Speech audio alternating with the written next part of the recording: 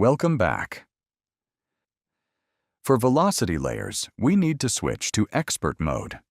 If you watched the last tutorial, you'll already recognize parts of the expert screen: the plugin selection and the first row with the sampling settings. Everything else is new. Up here, there's a small filter. You can disable clap, VST3, or audio unit. This helps if you want to reduce the plugin list. On the right side, there's the Hide Plugin button. This is especially important. If a plugin causes issues, for example crashes, you can add it there. You can always revisit it later. Maybe there will be an update at some point for the VST, clap, or whatever format.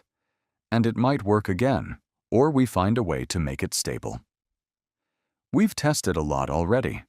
Many plugins work fine, but there are always some that can still crash the app. As mentioned, you already know this row here. You also know the loop/one-shot switch. Today, we'll switch to one-shot. Below that, there's sound smoothing. This is a beta feature. The idea is to even out tonal differences slightly.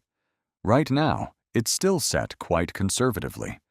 Some plugins can sound slightly different across notes, which can make the result less consistent. We're still improving this, so keep in mind that it's a beta feature. Next, we have velocity layers. We'll get to that now. And round robin, that will be covered in the next video. Sustain is the same as in the last tutorial. And fade, for the release tail, is useful if you want very long decays. But for this example, we'll skip that. We'll just focus on velocity layers. It's pretty straightforward. You just enter values here. Let's do a quick example. We'll use 40, 70, 110. That gives us 3 velocity layers. Now we need to choose a plugin. I'll just load one here.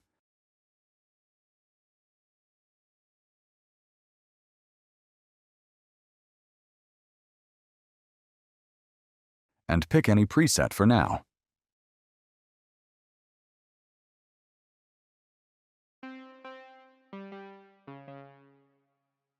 Next, we don't want a 4-second sample length. Just something short. We'll also give it a name. Let's just call it plug and start the process. You can already see 33 notes, and this increases with more velocity layers.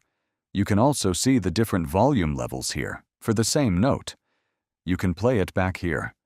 For example, using the mini keyboard and triggering the sequencer.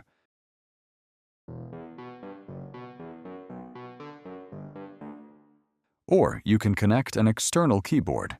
For that, go to Live Play. Run a scan. I've already connected one here.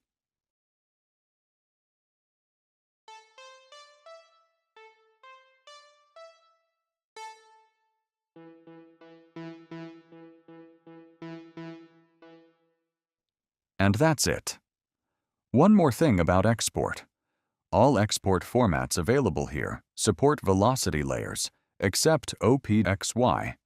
Then you just click Export. That's it. See you in the next tutorial.